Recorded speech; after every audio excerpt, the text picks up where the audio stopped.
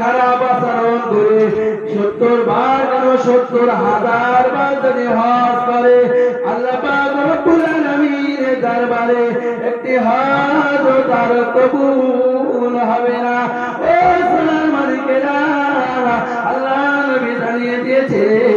আল্লাহ নবী জানিয়ে দিয়েছে কোন সন্তান তার পিতা মাতার দিকে একবার এক নজরে তাকিয়ে বলে এটা আমার আব্বা হাসানের মুখ, এটা আমার আম্মা হাসানের মুখ, এটা আমার আব্বা হাসানের মুখ, এটা আমার আব্বা আম্মা হাসানের মুখ, ওই সন্তানটা যদি মনে খালিস নিয়ে